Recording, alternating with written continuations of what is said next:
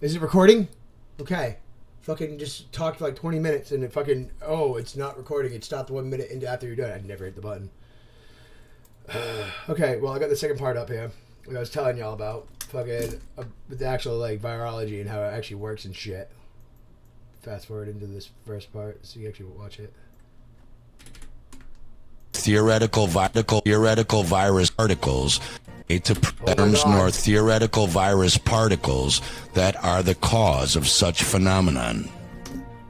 The first very simple way to prove germ contagion theory is to expose hundreds of healthy people in every way possible to the breath and body fluids of sick people and see if those healthy people get sick from the exposure. There's a book that is specifically he's quoting from. I had it. I gave it away with like my hermetics and shit. A couple of books I had. I gave them to a few people. I wanted people to learn things, and never gave it back. But this book goes over everything he's gonna go over. It's just all they did is cough and spit into each other and hug each other and stuff. But like no one got sick.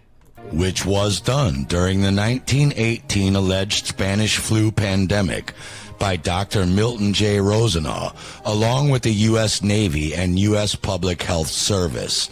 The volunteers were all of the most susceptible age, mostly between 18 and 25 years old, only a few of them around 30 years old, and all were in good physical condition.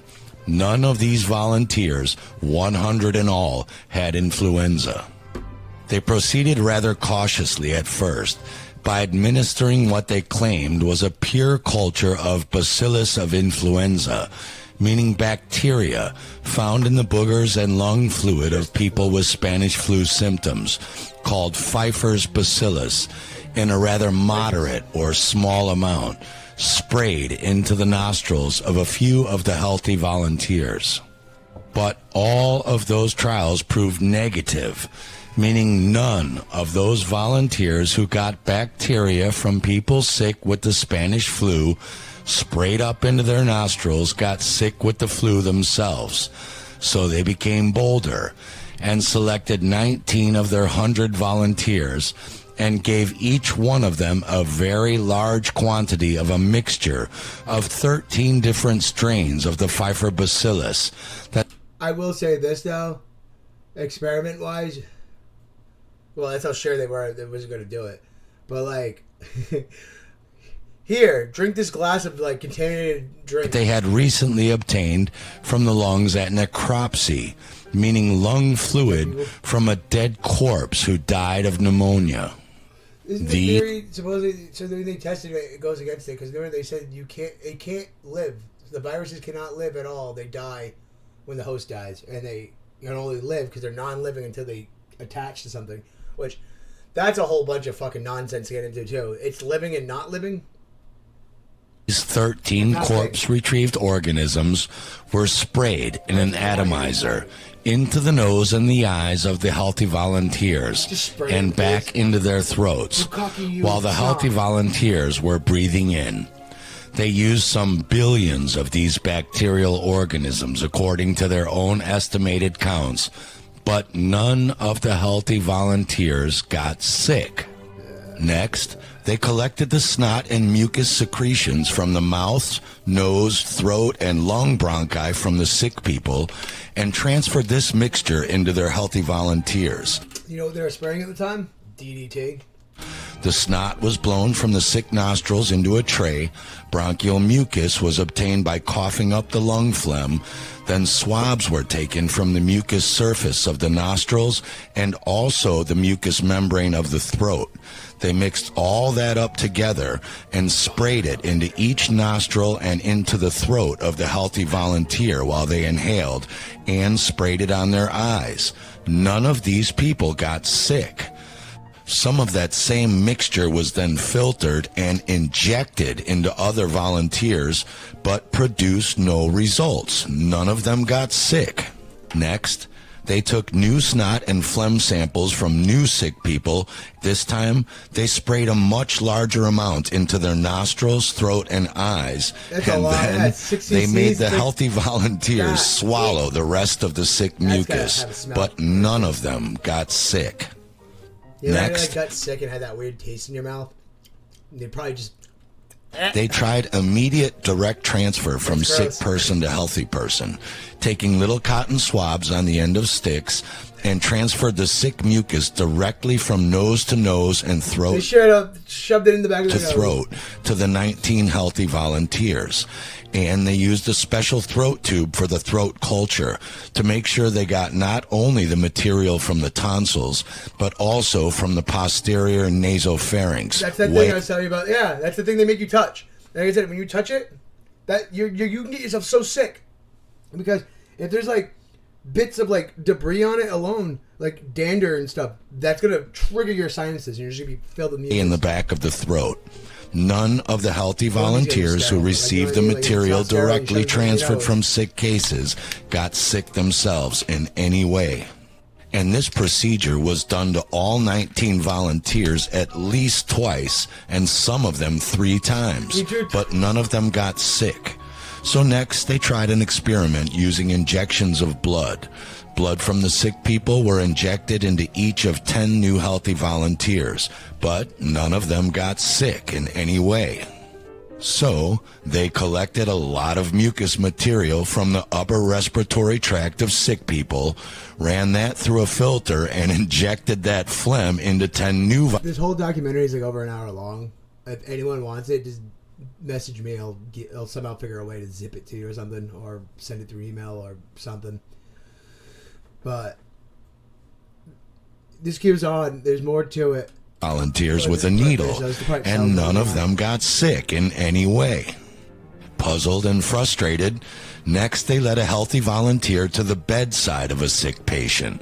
He sat down alongside the bed of the patient. They shook hands, got as close as he conveniently could, and they talked for 5 minutes. At the end of the 5 minutes, the sick person breathed out as hard as he could, while the volunteer's face was muzzle to muzzle. So it's take away all of them. 2 inches. All the doctors don't get sick and the nurses get sick. That's what started this whole thing too. The doctor who was doing the study, he'd be like, "Why ain't anyone else getting sick that's coming in contact with them?" But like if you look into what was going on, they were spraying chemicals and shit. Apart from the sick breath, and was instructed to breathe in as the other breathed out in his mouth.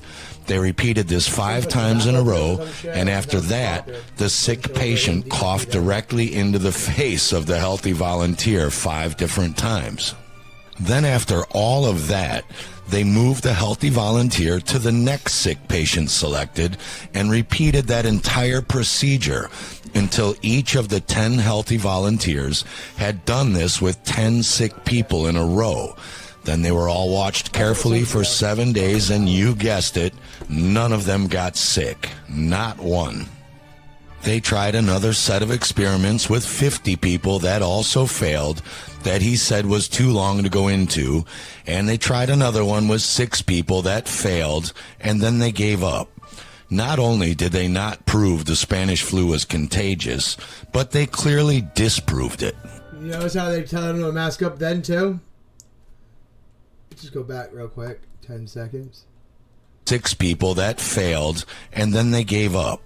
Not only They've been telling us to do this the whole time. did they not And these photo looks fucking. I hate when they do things like that. prove the Spanish flu was contagious, but they clearly disproved it.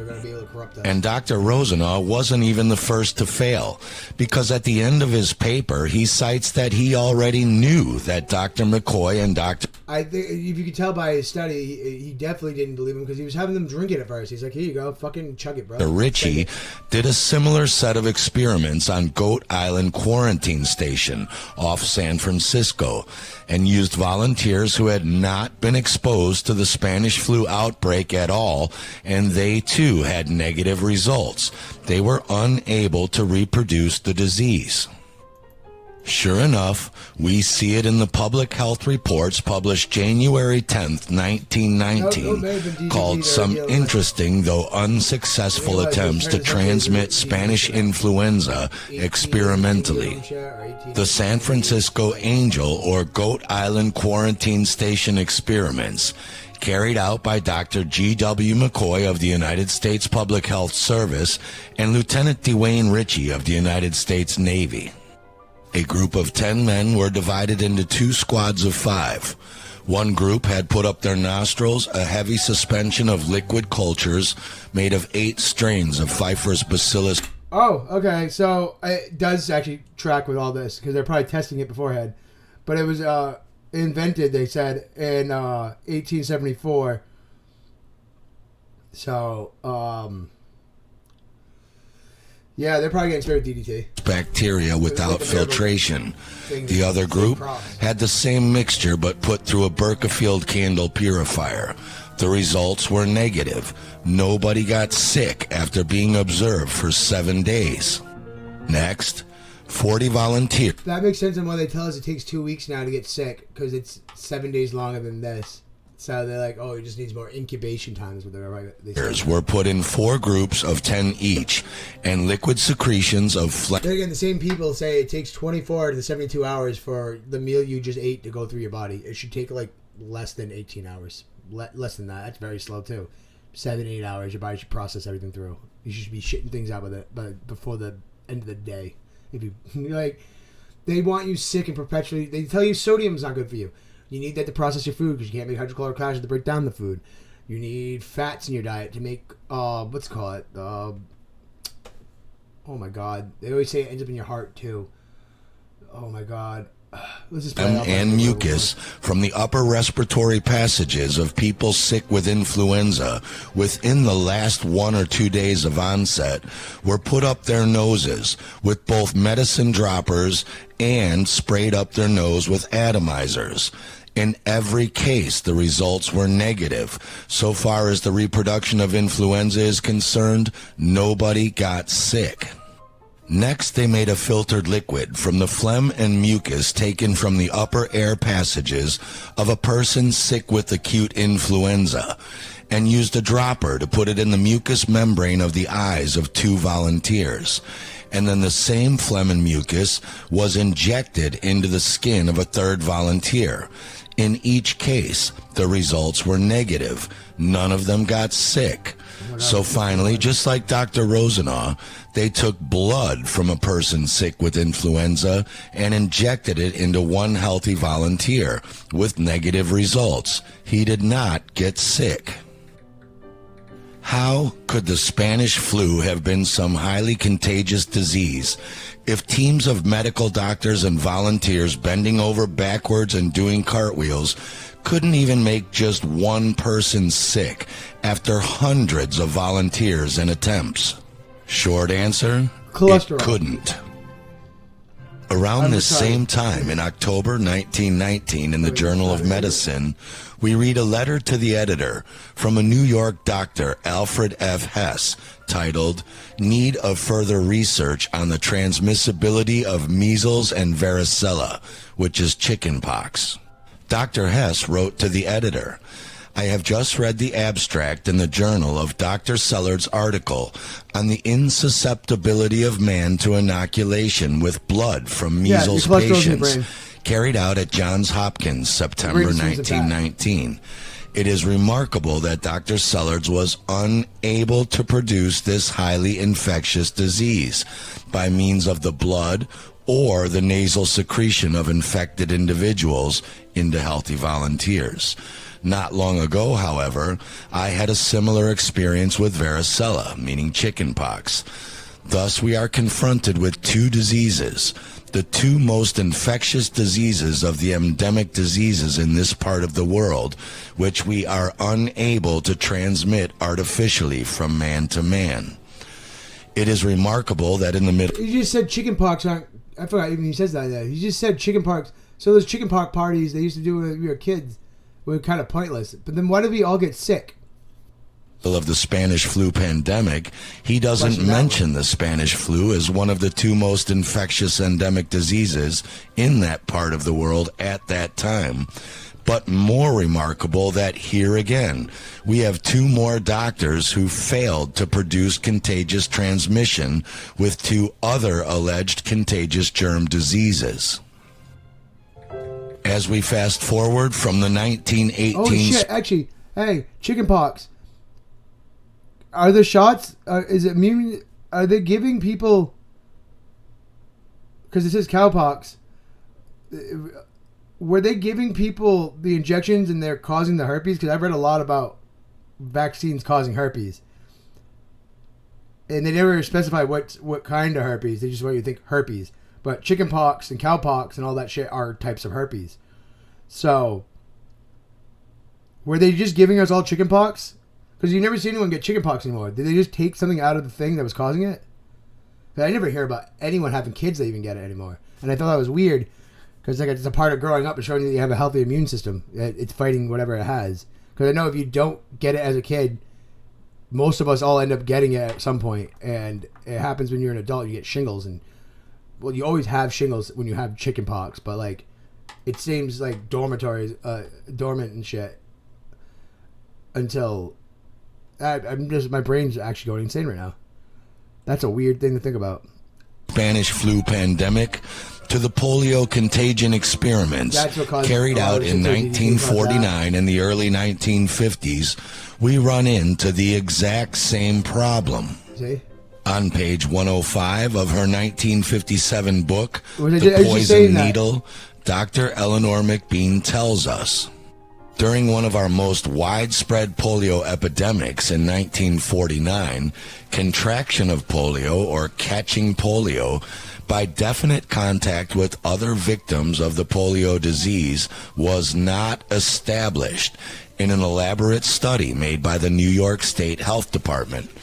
The United States Public Health Service in its studies also found the same negative answer during succeeding outbreaks of polio later.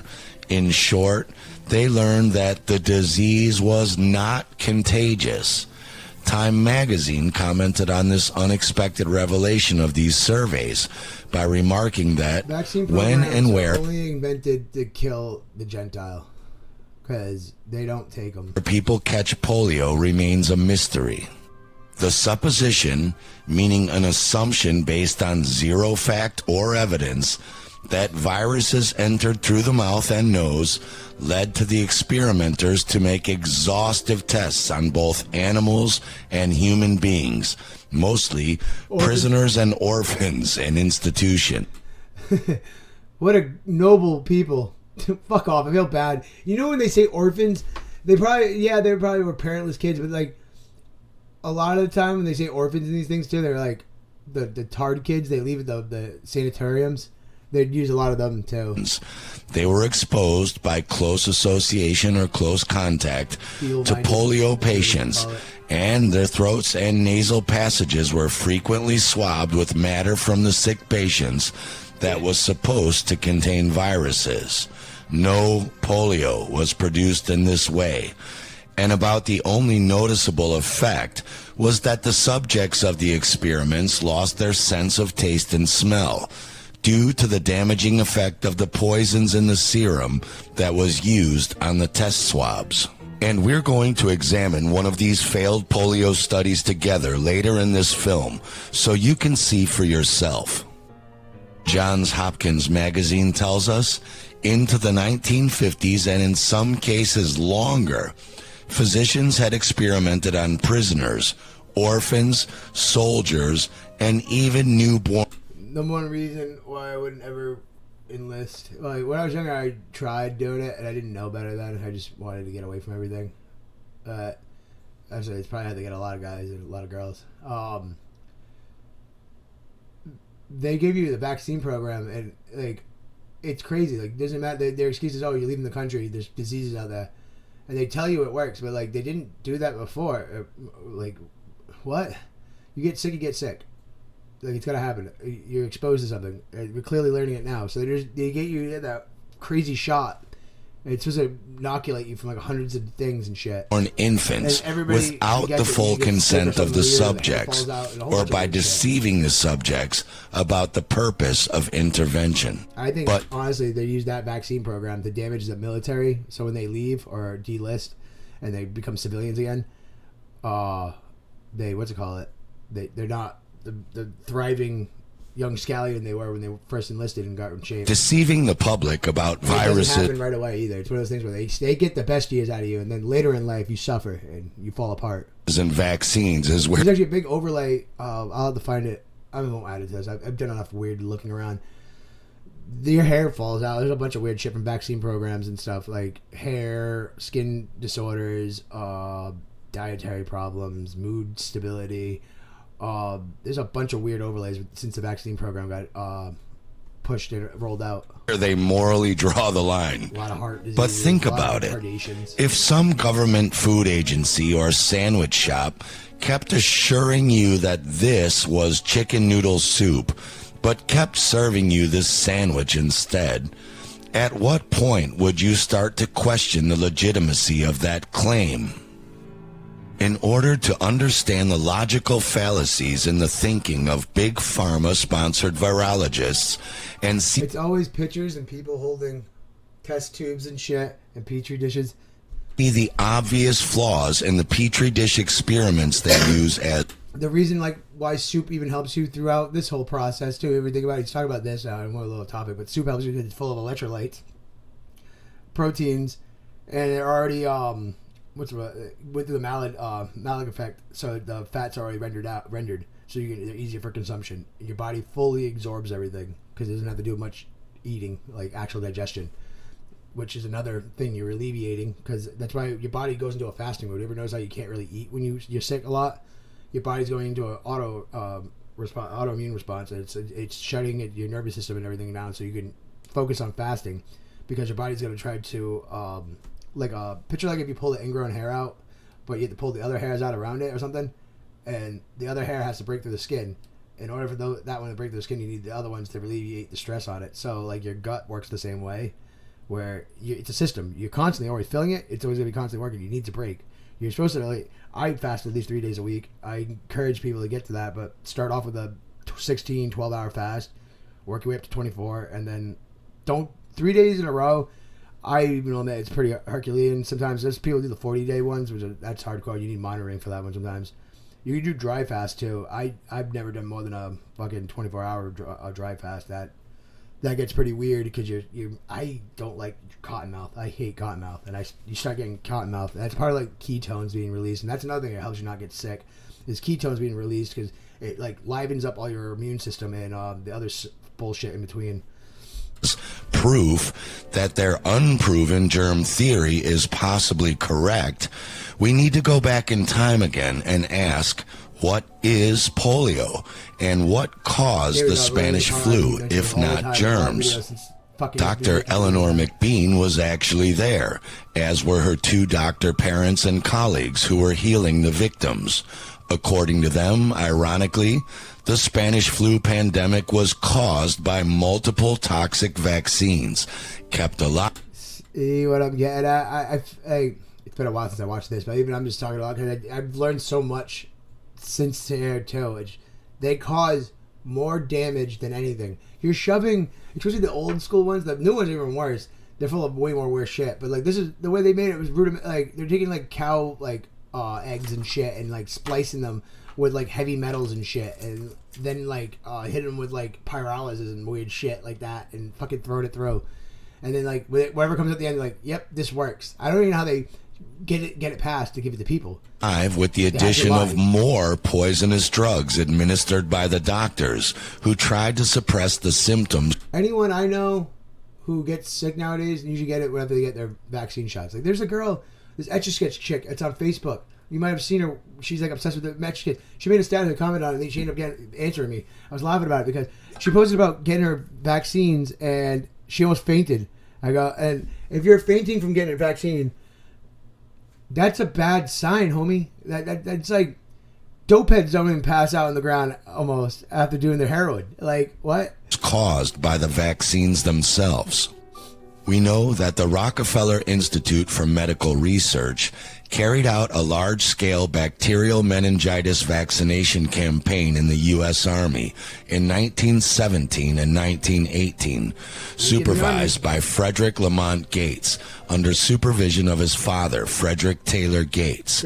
We can see one of the published studies carried out on soldiers in Fort Riley, Kansas, in late 1917, the start of the Spanish flu pandemic, where soldiers were being given 3 increasing dosage amounts of bacterial meningitis vaccines in 4 to 10-day intervals.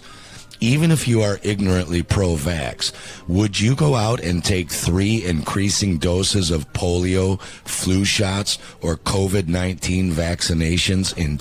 You notice there's nothing new under the sun. Bible wins again.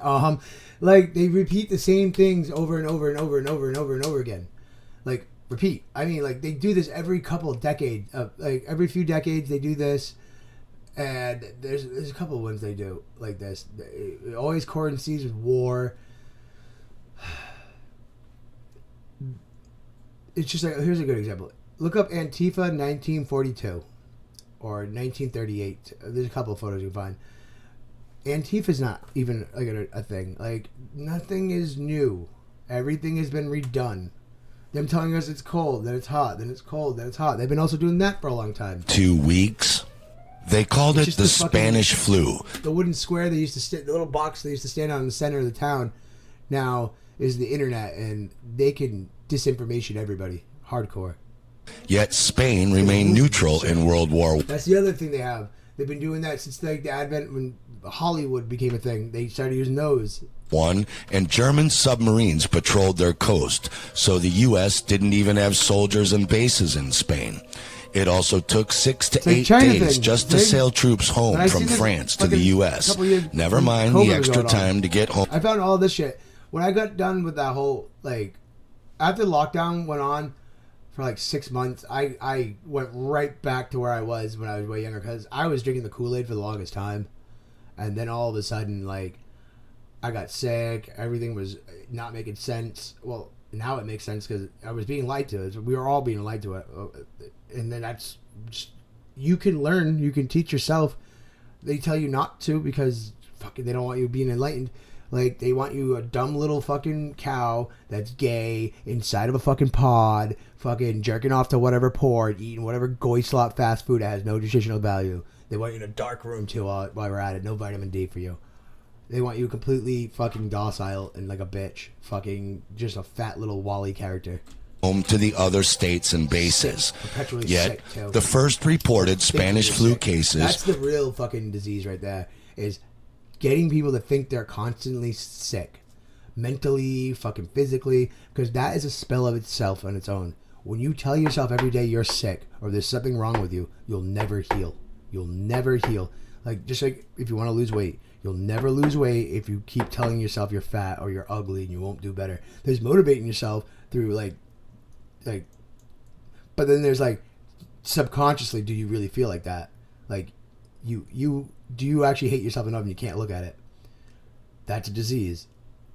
Everything like this, when you constantly make up things and you don't realize you're making them up, that's the thing too. Crazy don't realize they're crazy, or brainwashed don't realize they're brainwashed until after the mask comes off. All broke out in the exact same time, like, not in Europe, but all around the United States, shown here in green and yellow, even in Southern California, and of course... Don't look for the light switch, not for the person carrying the light. Of course, Fort Riley, Kansas.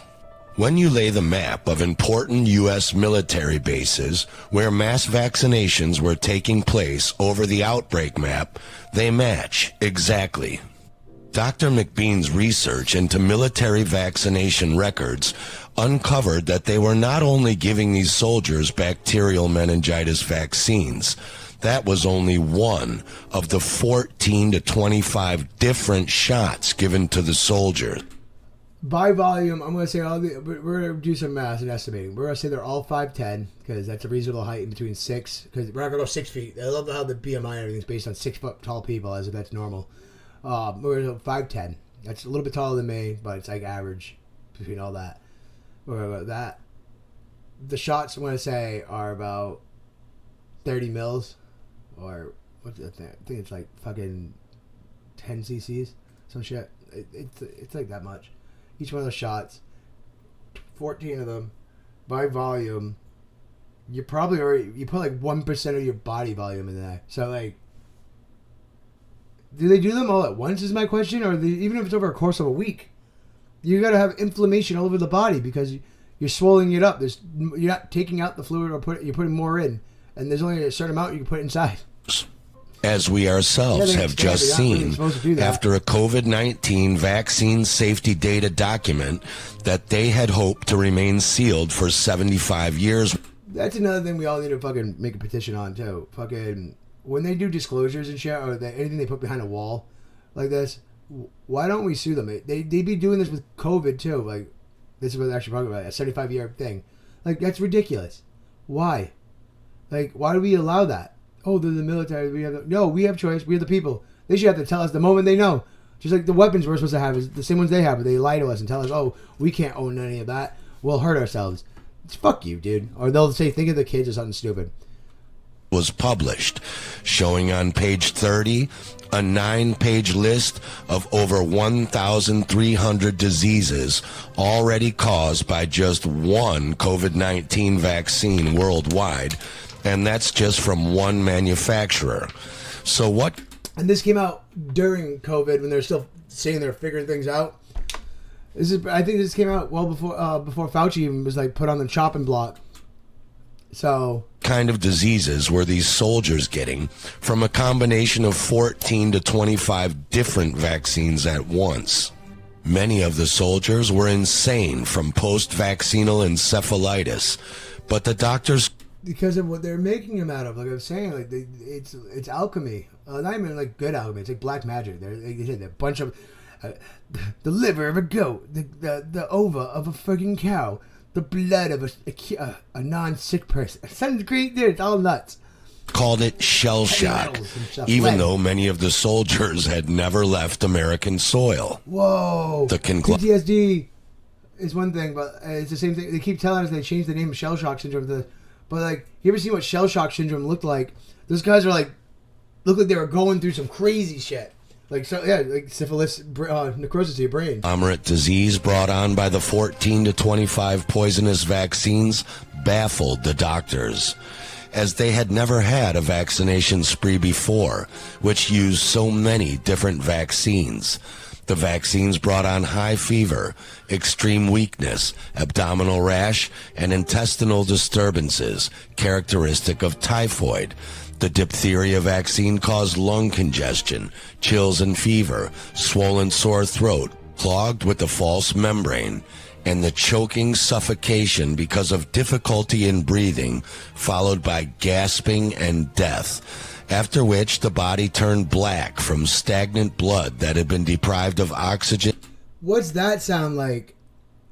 It sounds like the weird things that people were pulling out of themselves, the morticians were pulling out of people after they were dead in COVID. In the suffocation stages. In the early days, they called it Black Death. Does this look like any flu symptoms you've ever experienced or seen in your life? The other vaccines cause their own reactions, paralysis or polio, brain damage, lockjaw. Heavy metal toxicity, if anything. Like heavy metal, like cadmium and all that shit. And more. When doctors had tried to suppress the symptoms of vaccine-induced typhoid with a stronger vaccine, it caused a worse form of typhoid, which they named paratyphoid. But when they concocted an even stronger and more dangerous vaccine to suppress that one, they created an even worse disease, which they didn't even have a name for. They didn't want to tell people what it really was. Their own Frankenstein monster, which they themselves... So they know since the dawn of all of it, they've been putting... ...had created with their vaccines and suppressive medicines. They wanted to shift the blame away from their vaccines, so they called it the Spanish influenza, which explains the soldiers. But what about the regular civilian people? Did this maskless body collector know the truth? That the First World War was of a short duration, so the vaccine makers were unable. It's one way to take out the healthiest of the healthy and the most fit and the most attentive work people. Able to use up all of their vaccines on the soldiers, so they decided to sell it to the rest of the population. They drummed up the largest vaccination campaign in U.S. history. Their propaganda claimed the soldiers were coming home from countries with all kinds of contagious diseases, and that everyone must have all of the shots on the market. The people believed them. First of all, they wanted to believe their doctors, just like today. And second, the returning soldiers certainly had been sick from their vaccines. So no, a virus or bacteria did not cause the Spanish flu, and vaccines did not eradicate it. Vaccines caused it. And once they were sold out of vaccines, the pandemic instantly stopped. But what is more interesting about Dr. McBean and her doctor parents living through the Spanish flu pandemic is that their testimony too debunks the contagion myth. She tells us that the flu hit only the vaccinated. Those who had refused the shots escaped the flu. Her family had refused all the vaccinations, so they all remained well all the time. Hers seemed to be the only family which didn't get the flu, so her doctor parents... I haven't gotten a vaccine. My last time I got it was a tetanus shot, because I still thought at the time, this is going back... Actually thinking about it. Okay, yeah. So 2014 and 2012, almost like 14 years ago. I never get sick really since the whole coma thing. That was the last time I ever got really sick. Any other time I've ever gotten sick, it's either because of DTing of alcohol or something. That's about it. Which people who drink excessively don't realize that when they stop drinking, especially when they hear a pandemic's happening, they're going to get flu-like symptoms. A lot of people are experiencing that, and then with the hysteria. Went from house to house doing what they could to look after the sick, as it was impossible to get a doctor then. Just like the... Oh, let's just have a quick conversation. I do this every time I mention tetanus. You do not need to get a tetanus shot. Tetanus only happens from, like, dirty-ass cuts. So, like, if I slice my hand open in outside on the ground and I don't clean it, I still probably won't get tetanus. But if I cut my hand like on the dumpster or something, I should clean it the fuck out. You should always clean your cuts out. But as I'm saying, get at, there's no rust involved if you noticed. Because rust, oxidized iron, doesn't cause that. Doesn't even make it dirty like that. It's because more than likely that the rusty piece of metal you cut yourself on is in a dirty place. But they've told us that it was the rust that causes it. Wrong. Completely fucking wrong. It's like them saying blood is blue. It's not blue. Your veins might be blue because they're oxygenating the blood, but the blood is always red. Failed contagion experiments we've already discussed. If it were possible for germs, bacteria, virus, or bacilli to cause disease, they had plenty of opportunity to attack her parents when they were spending many hours every day in the sick rooms. But they didn't get the flu, and they didn't bring any germs home to attack the children and cause anything. None of her family had the flu, not even a sniffle, and it was... That's another way they're even easier to tell a lie. Only males died. The ones that took care of the family. It's probably another reason why the orphan trains happened. When did the orphan trains happen? When did the orphan trains happen? The orphan train movement occurred in the United States, spanning from 1854 to 1929. These trains, primarily organized by the Children's Aid Society and the New York Foundling... Yo, I always be wondering why that, because the Tartarian shit, that the mud flood, all that could have too. Like, did they mass die off everybody with the shots and tell them it was disease, and took their kids and threw them in random empty cities that they knew existed because they... what? In the winter with deep snow on the ground. Only the vaccinated died. Then we have the strange case of the two Russian conjoined twins, Masha and Dasha, who each had their own lungs and organs, but because their circulatory systems were interconnected, they shared the same blood. Dasha was always prone to colds, but not Masha. and as children, one would become ill with a childhood disease like because one probably got more of his immune system from the bones than the other one did. He was more treated. His body treated them more like he was the vestigial twin hanging off, so they didn't give him all the nutrients. They only gave him just enough probably to not die. So live in a perpetual sickness all the time. like measles, while the other would not. If the measles was a bug, it would have been in both of their bodies and But in if he has a lowered immune system, any kind of toxicity would have made him sick. So, like I said, he got more sick for the brother. I guarantee you, actually, when the other one got sick, the other one got stronger. their collective bloodstream. So why didn't the they body- both their get the body tried to kill measles? off him. This phenomenon was seen over fucking and over enemies. again with the girls. Flus, colds, and other childhood diseases were all experienced separately, never together. Which would explain why neither Dr. Sellards of Johns Hopkins nor Dr. Hess of New York were able to transmit measles or chickenpox in all of their experiments, because germ theory is nonsense pseudoscience. We'll get into what those really are later.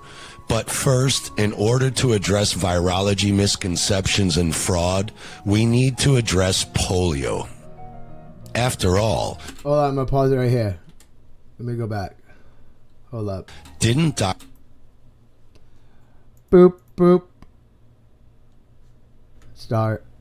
Okay, so I'm back. I just want to break this up into segments so I'm going to post it in clips and shit, but like, so we're going to go into the polio part now. chickenpox in all of I their wanna get to the experiments, DDT. because germ theory is nonsense pseudoscience. We'll get into what those really are later.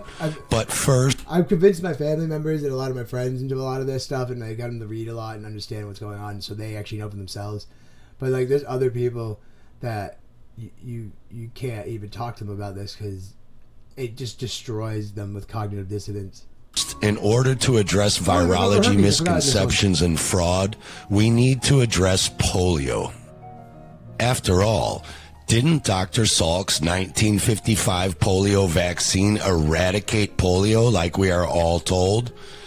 Well, only I apologize for the quality of this video. It's been re-uploaded a billion times, and by the time I got to it, you know what I mean? if Dr. Salk probably also invented a 50 time times. machine to go back 7 years to December 1948 and give out his vaccines, when polio cases were almost non-existent already. The exact same year when And that's when they tried saying, oh, the decrease is the increase, and that's because of the fucking vaccines. You just go, right. farmers stopped spraying food crops with Here it is. lead arsenate pesticides DDT. when DDT became widely available. This is what Unfortunately, it was short-lived. As it turned out, DDT was an even more dangerous neurotoxin than lead arsenate.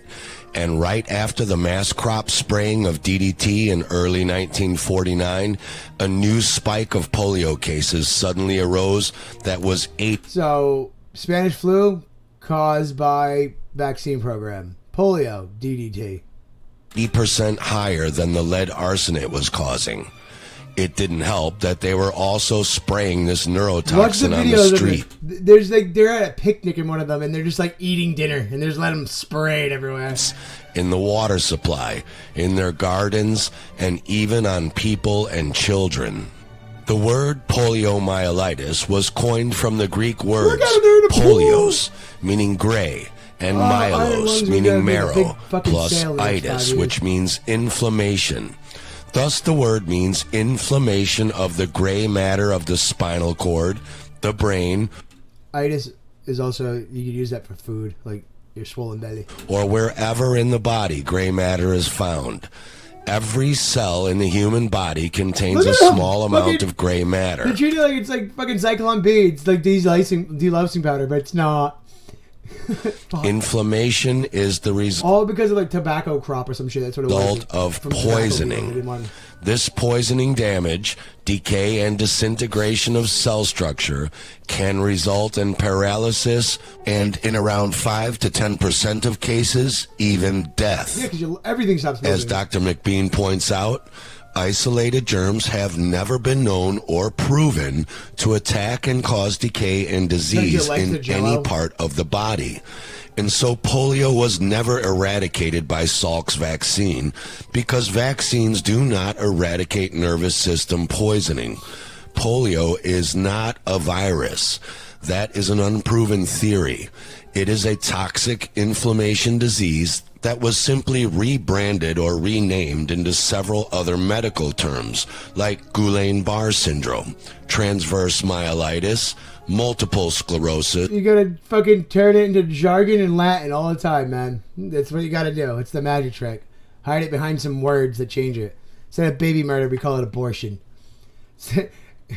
And a few others that have the exact same poisoning symptoms of gray matter that polio did, so they can give credit to the vaccine for eradicating the disease and now blame a new disease for the damage their same vaccines are causing. There they are, in Pfizer's 9-page list of 1,300 diseases their COVID-19 vaccine has caused worldwide. Guillain-Barré syndrome, multiple sclerosis relapse, multiple sclerosis relapse prophylaxis, myelitis, and myelitis transverse, or transverse myelitis, or polio. Oh, we see this over and over again, and myelitis transverse, or transverse myelitis, or nasal herpes. Nasal herpes. You can get nasal herpes from COVID shots. What the fuck? I told you can get herpes from it. This over and over again. When sanitation and hygiene improvements, the stopping of certain vaccines and toxic medicines, or the removal of environmental toxins already has a disease on a downward trend toward eradication. And then they come out with a vaccine near the end of the trend and claim it eradicated that disease. As seen here in the US and UK when the Salk polio vaccines came out in the late 1950s. And the same here with measles, scarlet fever, typhoid, whooping cough, and diphtheria. All of them were declining and well on their way to rarity, and then the vaccines came out and took credit for it, like the diphtheria. Wow, it's actually weird. Diphtheria is so common nowadays. A vaccine in 1920, which may have even been the cause for a 2-year spike in diphtheria. Whooping cough was nearly gone when its vaccine came out in the late 1940s, and the 1963 measles vaccine is a joke, as it was less than 1 death per 100,000 people who expressed it since 1947. Dr. McBean's book, The Poison Needle, covered in detail the other causes of polio besides vaccination and pesticides, and you can pause and look at this overview if you like, because we need to move on now. Hold up. Let me read that. Oh my God, you should read this. This is like American lifestyle. Negative emotions, I mentioned that one. All of these are in it, are everywhere nowadays. And look at virology and virologists and ask what it is they are doing to claim contagious viruses exist and cause disease when zero real physical Can you picture getting fucking polio from eating like carbohydrate? What? Negative emotions that generate internal poison. I already said that before. The power of the opposite of a placebo effect can ruin you. Not even just, like I said, working out, trying to get thin while you're not positive about being thin, you'll have cortisol released, which that just does awful for your hormones and everything else, and it makes you hold it in the worst spots. Experiments in the world have ever been able to prove so. First, when soda originally used to have fucking drugs and awesome things in it, at least, like, well, they had real drugs, like actual chemicals, instead of like a natural, like, I don't know, like a root beer soda made of sassafras. We need to ask, what is the cytopathic effect theory of virus particles? What is viral replication theory? Where do these unproven theories even come from? And what is a virus particle?